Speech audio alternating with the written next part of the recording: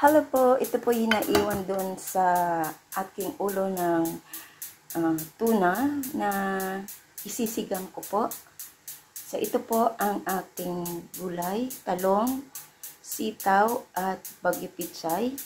Meron pa akong lemongrass and luya, kamatis at saka sibuyas. So ito na po ang buto-buto ng ating tuna. Ito po ay sa ulo ng tuna. So, ang iba ay ginataan ko. At ito ay para sa sinigang. Para maiba naman. So, yan po. Nagpakulo ako ng tubig. At ilagay na po natin ang ating kamatis, sibuyas, at luya. Yan. At lagyan po natin siya ng asin.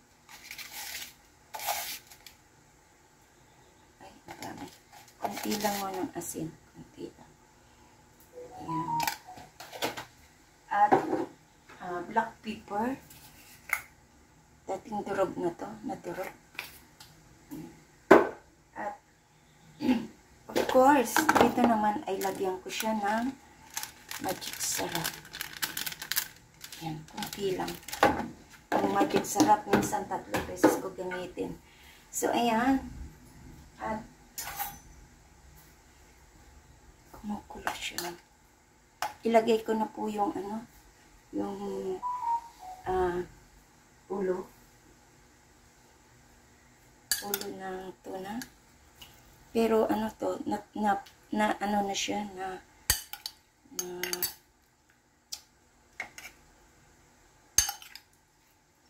slice na. Ako nang nag-slice.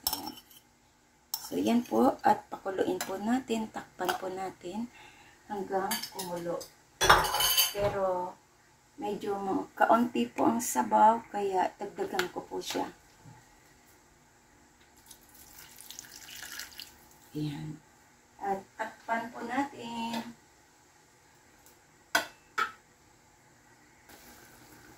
Ayan na. Check natin. Check natin ang ating daming kamatis. Yan. Kasi mabubulok lang din ang kamatis ko. Ito na yan.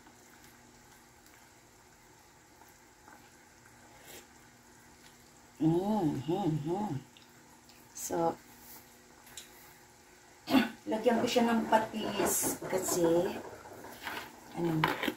kulang siya sa alat.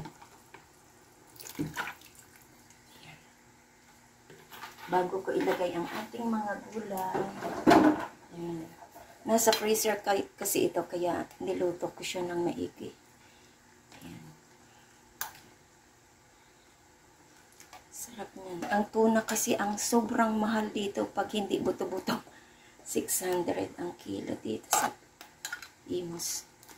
Pero ito, mura lang to.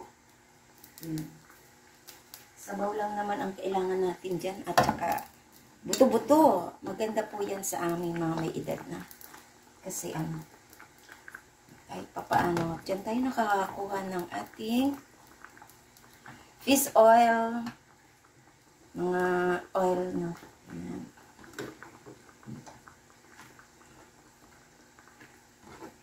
Sarap yan. Sinigang na ulo ng tuna.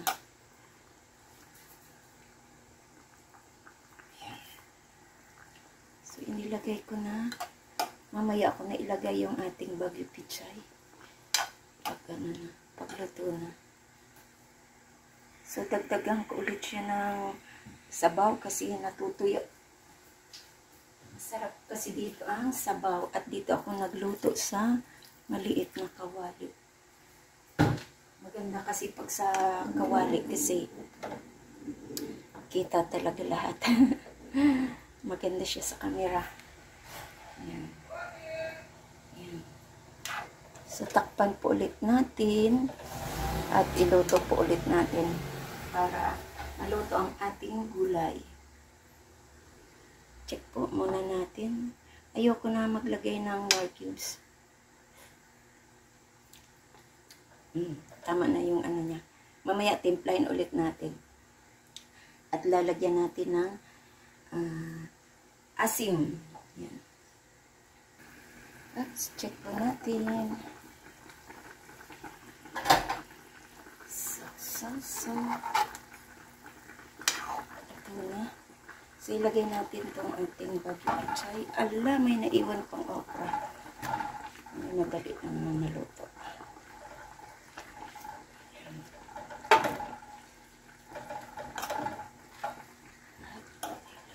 Ano natin dito? Ilalim.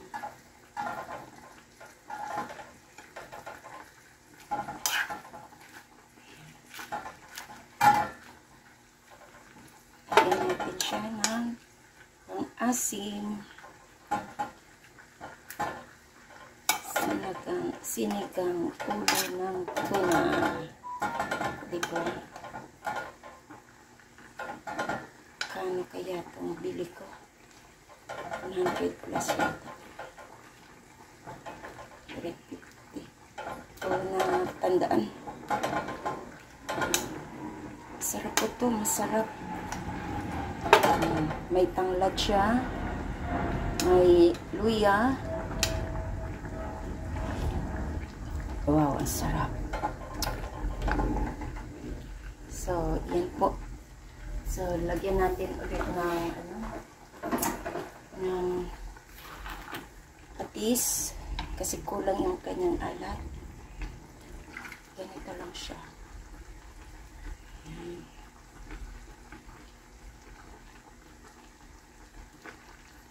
Sarap. Ang sarap niya, promise. Sabaw pa lang, ulam na. Tapos lagyan natin siya lagyan ko ulit siya ng konting, ubos ko na lang po. Wala nang laman.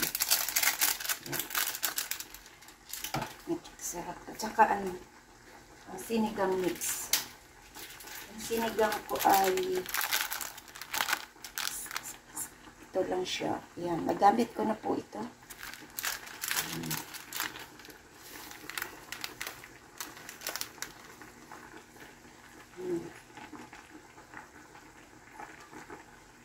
Kunti lang ako pag naglagay ng sinigang mix kasi bawal sa akin ang sobrang maasim. Ayan.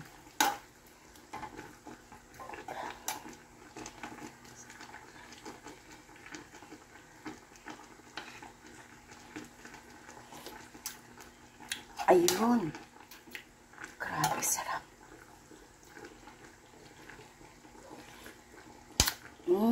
Wow.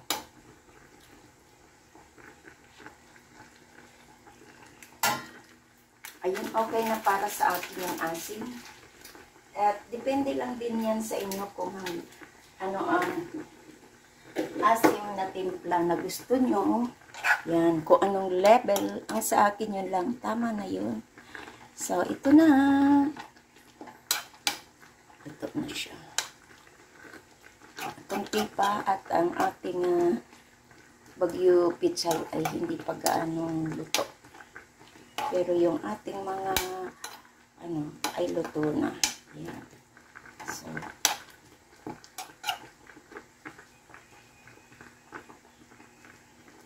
takpan ko ulit po. At pag natin ay pwede na nating hanguin.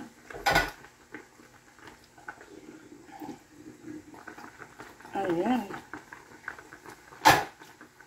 Ito na. Yummy, yummy.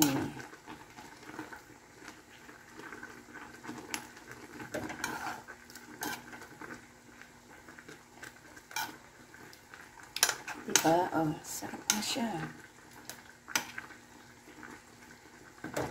Sinigang.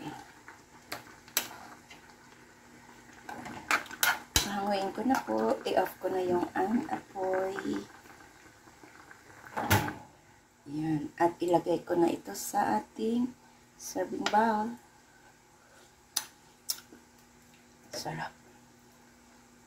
So, ayan na po ang ating sinigang na ulo ng tuna sa aking kusina. Sobrang sarap.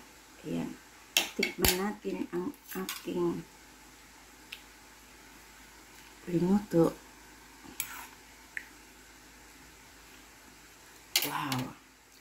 Ang sarap, sarap, sarap. So, salamat po sa inyong pagdalo sa aking panel for tonight. This is Laurie's Kitchen. Thank you and big love shoutout sa inyong lahat yan. Kain na po tayo. Salamat po sa support nyo. Bye and God bless. Bye.